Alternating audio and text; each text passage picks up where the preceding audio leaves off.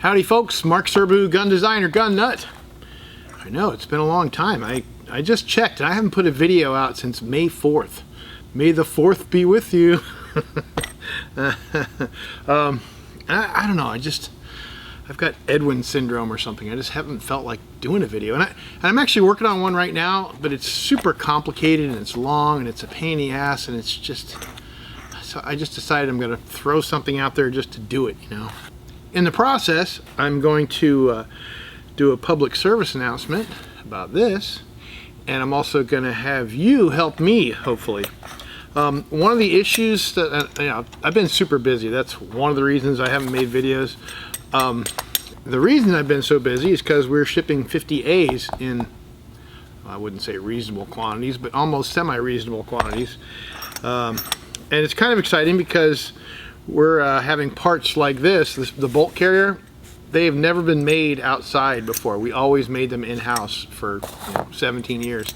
And same with the bolt head.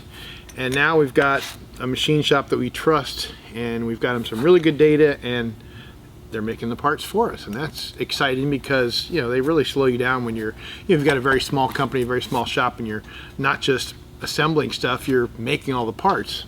So it's nice if you can have a little help in that department. So anyway, the only problem with this is I didn't have the helical cam pin cut out modeled properly. You know, those things are a pain in the ass. And one day I finally sat down and drew it up in SolidWorks. Not drew it, but, you know, modeled it in SolidWorks. And the way I did it was absolutely crazy. I have a program on my Haas machine, and the Haas has a cool G code that allows you to take movements in the X direction and the Y direction, and the Y direction is what you're going to eliminate and change it to a rotation, which is the A direction. So you're going to, instead of the cutter actually stays at Y0, so it's zeroed over the center line of this, and any Y move in the program is converted to a rotation. So when I programmed this, I actually had a 2D representation of this helical cutout, and then the machine, you have to tell it the radius of the cut hole, and then it figures out how to do the rotation. So it's pretty cool. But I don't know, these guys don't have that. They don't have Haas machines. You know, Haas are, I like them, but they are kind of, you know, they're American made, they're inexpensive as far as those things go, but they're not highly regarded as the best, most badass machine out there, but whatever, they're perfectly fine for what we do. So anyway, these guys couldn't just do that the same way I did it, so they wanted the thing actually modeled correctly, and you know, it's a nightmare if you know SolidWorks trying to get a real helical cut. And this isn't just a normal helical cut, it's very unusual. So what I actually did was took a video of the output of the machine while it was cutting the cam pin cutout, and then I went to my CAD and I just froze the video at like every little increment of movement, and I looked at the X and I looked at the A, and then I would create a plane at that rotation, and then I would draw a little circle which represented the end mill and cut it through there. And so I've got just I don't know, probably 100 points. It took me 11 hours to model it. It was a real pain in the ass. But it's good now. And then I gave it to them, and they're still like, oh, well, we don't have time to set up a fixture, so yeah, if you could just cut that helical cutout. I'm like, because I was like, yes, I'm going to have complete parts here. I don't have to do a damn thing, but I still have to do this. So I just cut this one. And the other problem with this is, I don't want to give away too much. The heat treating on these is kind of picky. Anyway, so the thing I wanted to tell you, the public service announcement, if you have a BFG 50A, sometimes the firing pin, I don't know what it is with 50 cals, except for the freaking cartridge is so big, but I've had BFG 50s where the firing pin has been blown out of the gun, and I mean blown out big time. That was at the very beginning when we had just a cross pin to hold it in, and it was just a roll pin, and it's great for 99% of what's out there, but every now and then somebody would get a round that I just suspect was a little short, so when the round goes off, the back of the case hammers the firing pin, and it's unbelievable the amount of force you get from that, because it would knock the firing pin out, it'd shear that cross pin, no problem, and it would recock the hammer so hard that the hammer would come down and bend or break the trigger pivot pin, and it would blow the firing pin back inside the gun, hit the butt plate, and actually pretzel it. So you got this hardened steel pin, very hard, very strong, and just of its own inertia, hitting and bending. It's like, wow, that's a crazy amount of force. So you get that, and it would.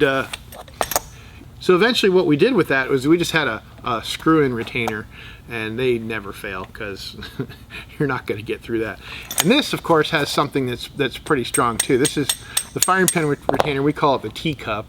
It's not really like a teacup, but so here's the secret to get these out. If you get one of those situations where the firing pin wants to get blown out of the gun, but it can't get blown out of the gun because this thing is very strong, it can get peened over a little bit and make it difficult to come out. So all you do is you just smack the bolt head down, and the flange on the firing pin is a little bit proud of the surface here, whatever you want to say.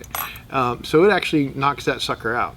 So you can get, if it's really boogered up, you might need to get a little screwdriver under there, but at least you can, because this knocks it out about 50 thou or so.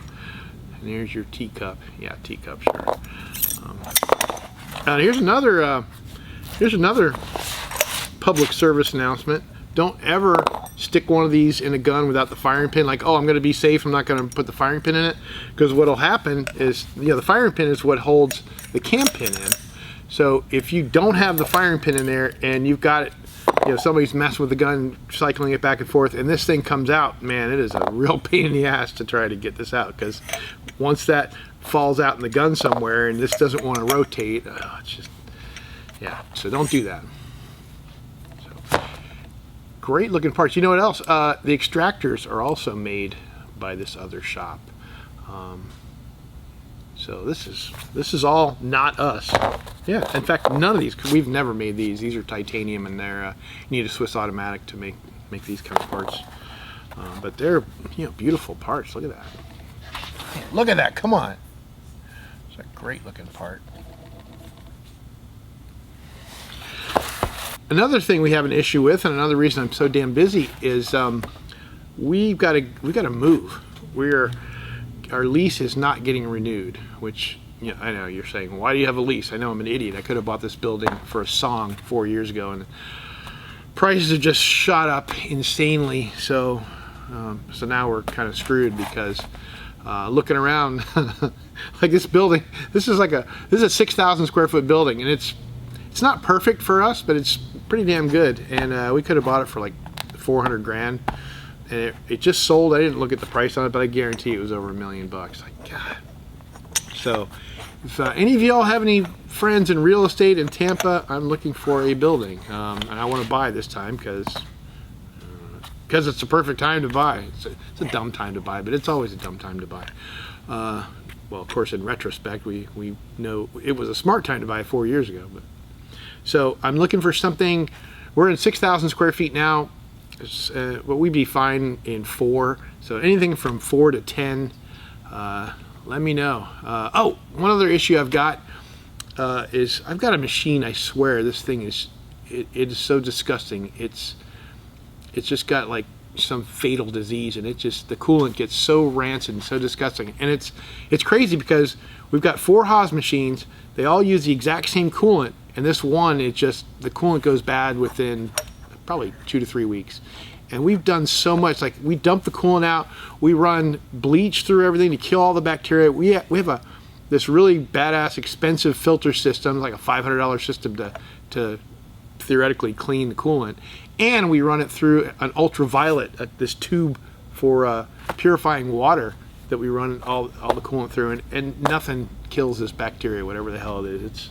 It's awful. So if any of you guys who are machinists, if you know a secret to getting coolant that doesn't turn disgusting, and I don't know, it's the weirdest thing, because it's just this one machine. Maybe my old machinist took a dump in there somewhere, and it's just hidden and just infects everything. I don't know.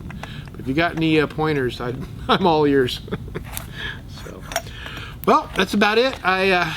enjoying my summer. I'm supposed to be in Oshkosh, Wisconsin right now. I've been flying up there the last couple of years, but my buddy who has the ultimate campground set up, he's not going this time. He's working on his plane that he's building, so I took off. So I'm just hanging out, playing with my grandkids, and teaching them the proper stuff. Say butthole. Butthole.